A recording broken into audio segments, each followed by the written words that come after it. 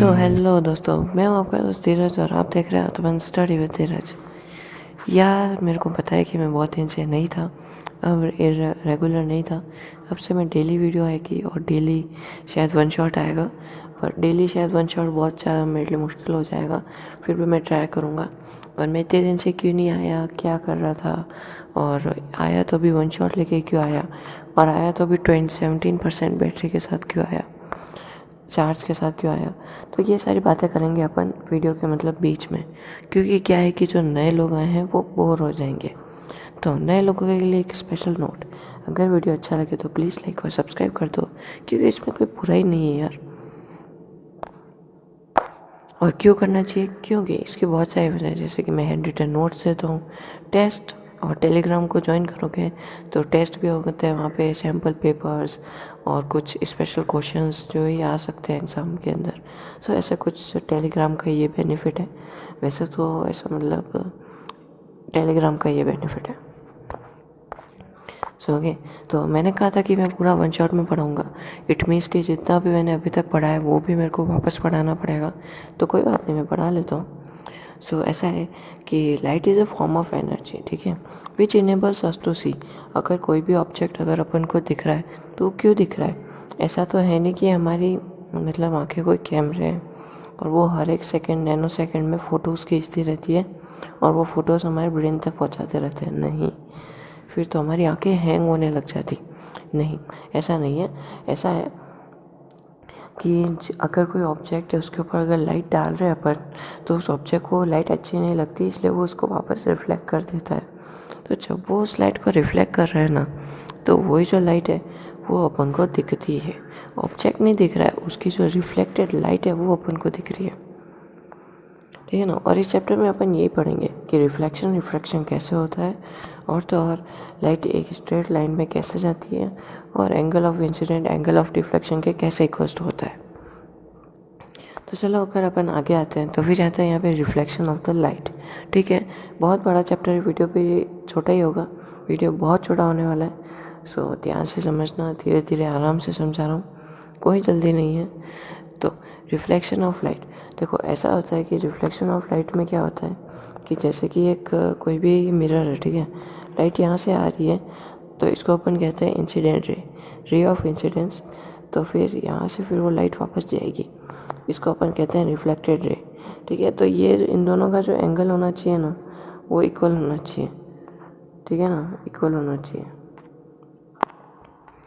सो बस इतना ही। अब इसके इसके जो लॉस है वो भी कुछ इसी टाइप के हैं।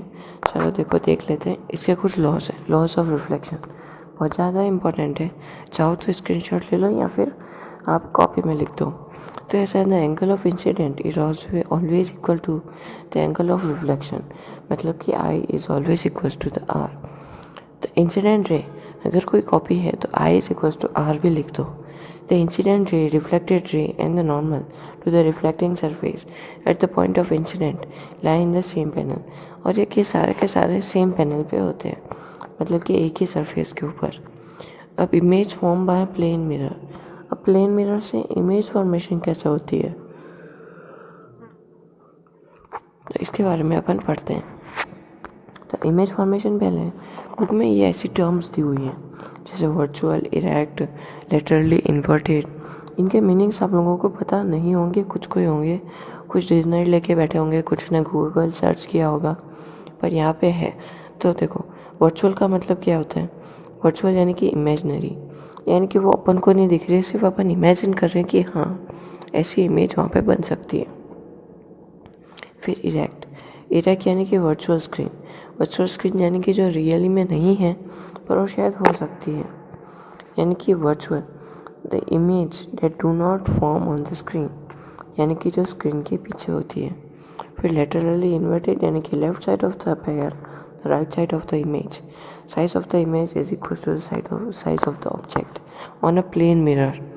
अगर मिरर की शेप अलग होगी तो फिर इमेज की शेप भी अलग होगी। The image form it has form for behind the mirror as the object is front of it. Reflection of light by spherical mirror, तो अब अपन पढ़ेंगे कि स्पेरिकल मिरर आखिर लाइट को कैसे रिफ्लेक्ट करते हैं।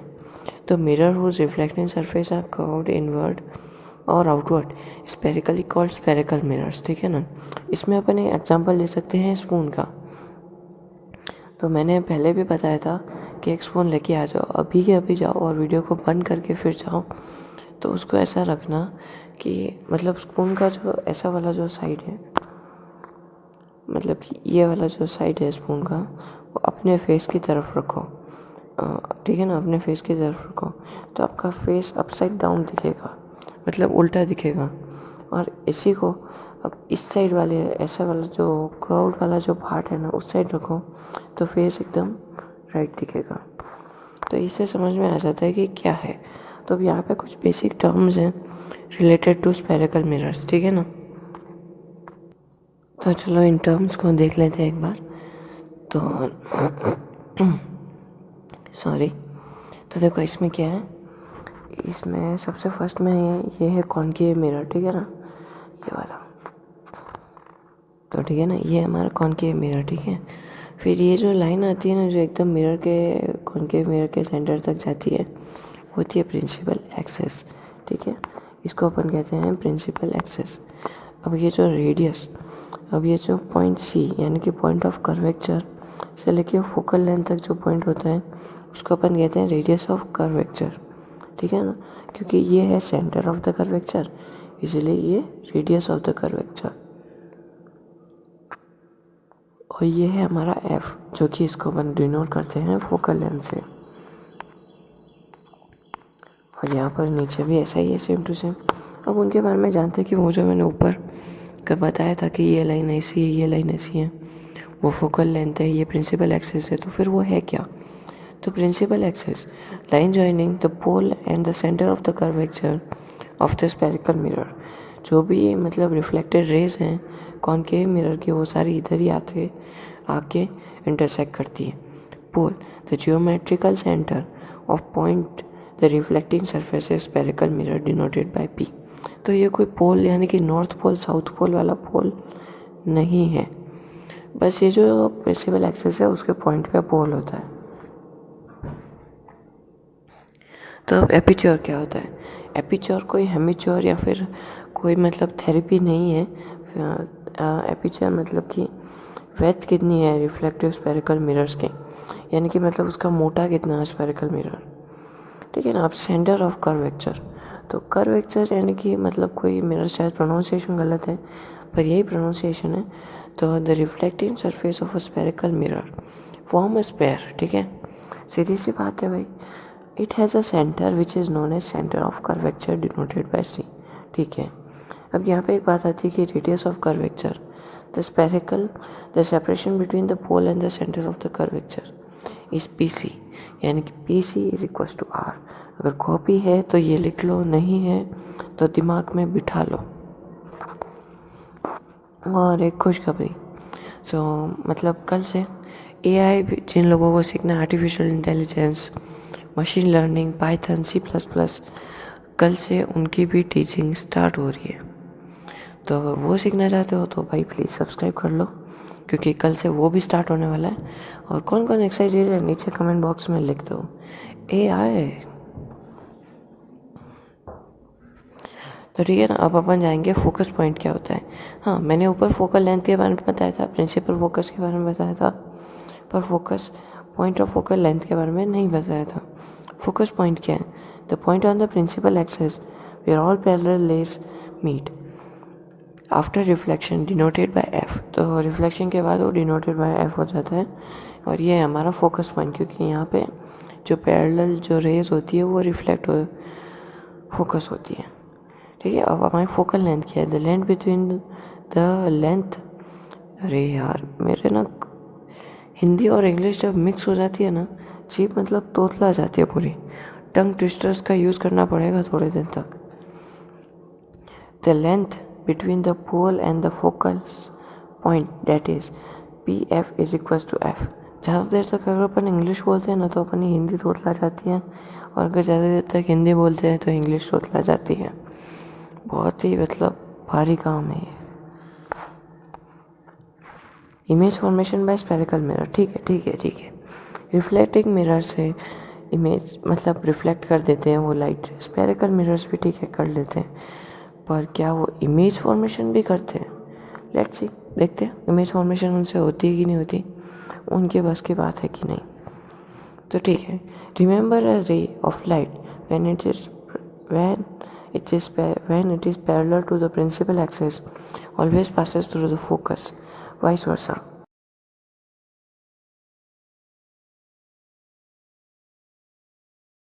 तो देखो, जैसे कि ये हमारा कॉन्केव मिरर, ठीक है, इनका मतलब है कि ये इधर मिरर की डार्क साइड है, ठीक है ना। तो इसमें क्या हो रहा है, ये रे आ रही है और ये प्रिंसिपल फोकस से रिफ्लेक्ट हो गई, ठीक है ना, प्रिंसिपल फोकस से रिफ्लेक्ट हो गई।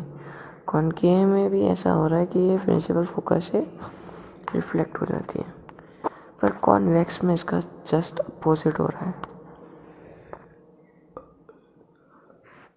ये इधर आने के बजाय ये उधर चली जाती है, डिफ्लेक्ट हो जाती है, ठीक है ना। तो ऐसे कुछ पॉइंट्स हैं, तो इनको मेरे समझाने से कोई मतलब नहीं है, क्योंकि ये सिर्फ पॉइंट्स हैं और ये ऐसे रे डायग्राम्स को कैसे बनाना है वो आगे आ रहा है। सो इसमें इतनी इम्पोर्टेंस देने की कोई ज़रूरत नहीं है, और ऐसे भी रे डायग्राम्स कोई नहीं पूछेगा आपके एग्ज़ाम में। हाँ, तो बुक में एक टेबल ज़रूर है कि how the image formation is done, तो वो शायद पेज नंबर किसी पे है, 1 मिनट में बता ही देता हूँ। 1 मिनट, हाँ नहीं शायद 2 मिनट।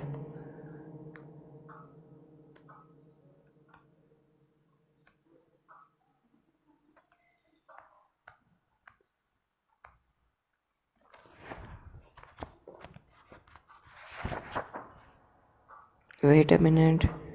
हाँ, तो ये जो पेज नंबर है 164, तो इसके ऊपर एक टेबल है, वो बहुत ज़्यादा इंपॉर्टेंट है, उसको मार्क कर लो, उसको रट लो।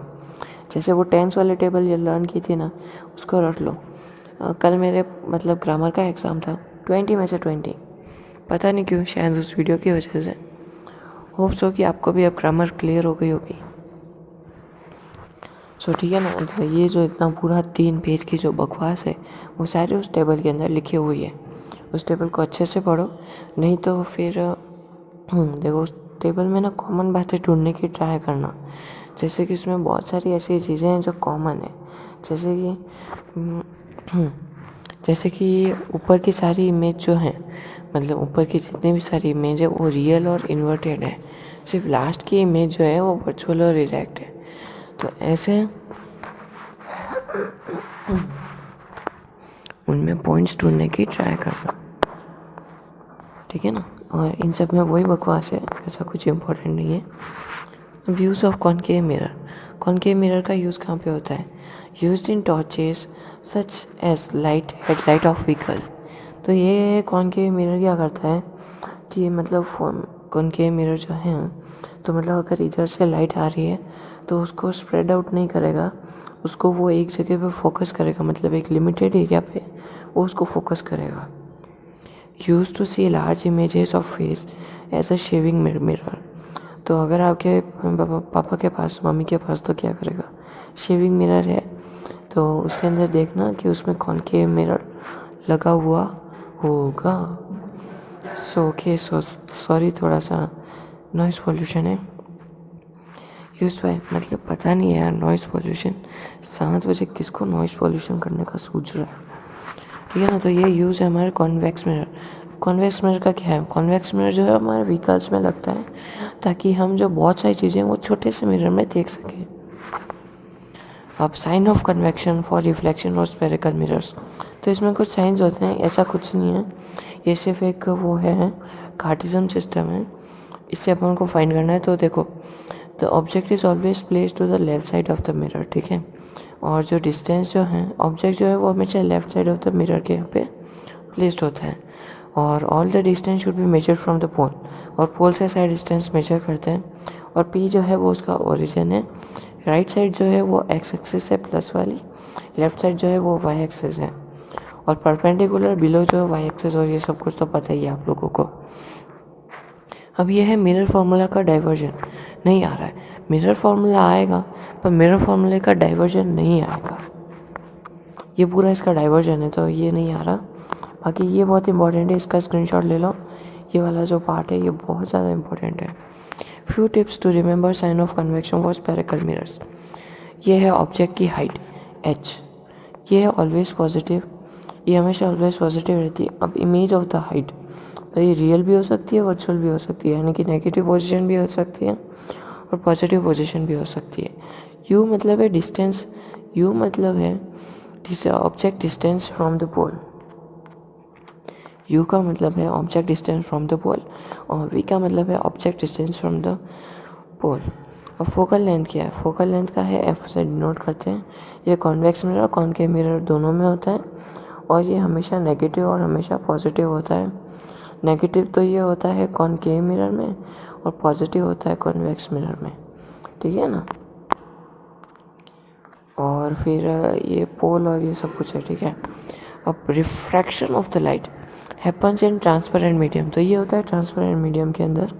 जब एक लाइट ट्रैवल्स करती है एक मीडियम में दूसरे मीडियम के अंदर, तो उसकी स्पीड की चेंजेस की वजह से वो लाइट ऐसी हो जाती है।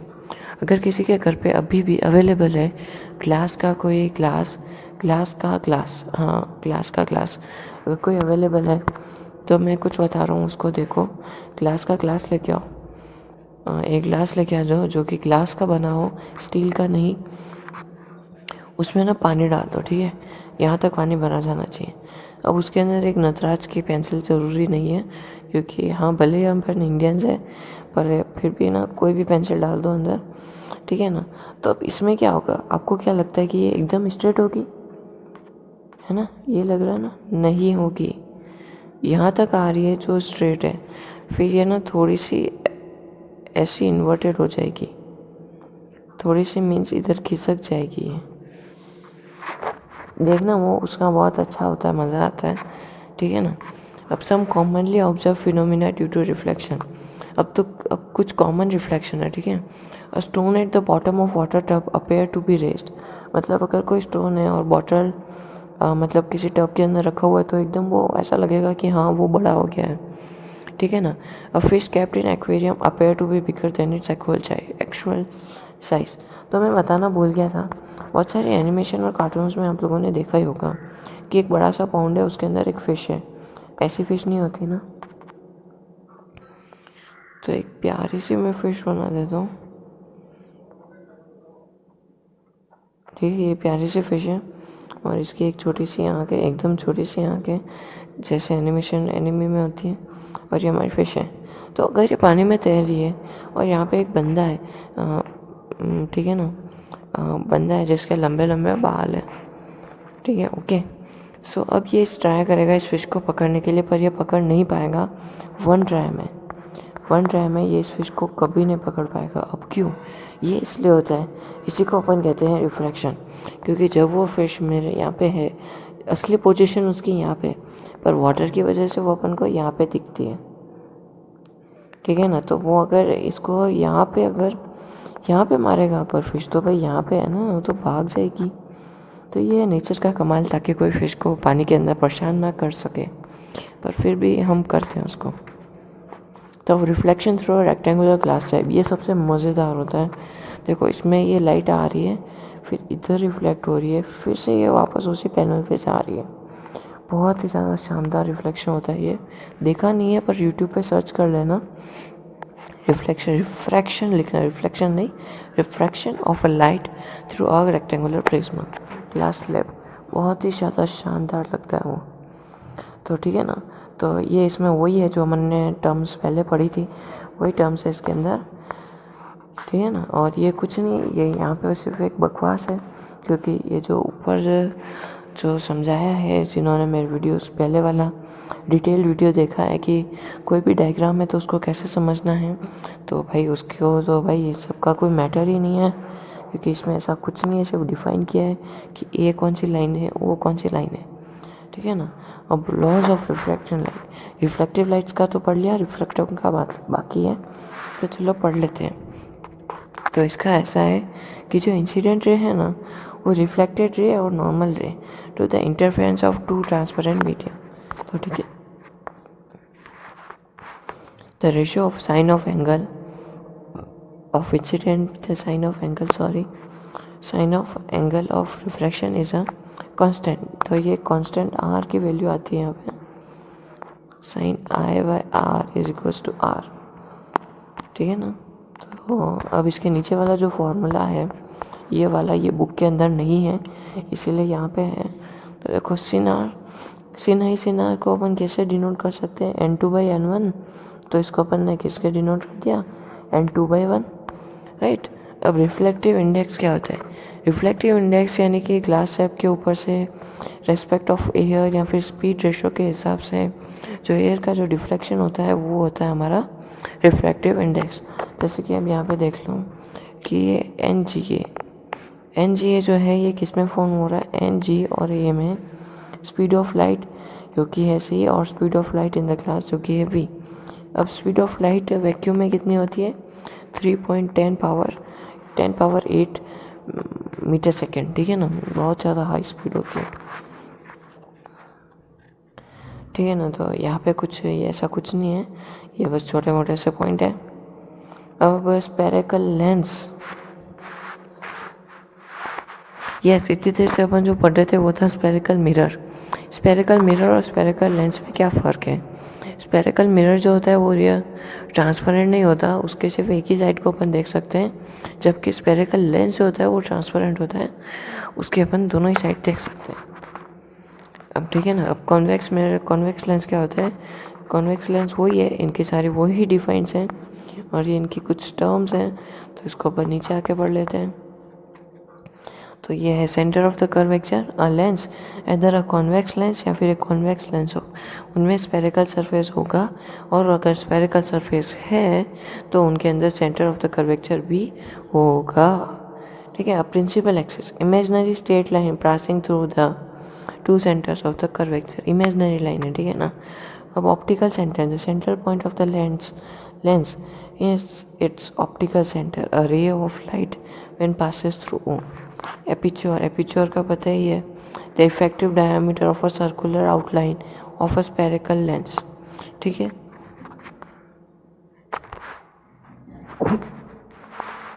ठीक है ना। तो अब कॉन्वेक्स लेंस क्या होता है, ठीक है।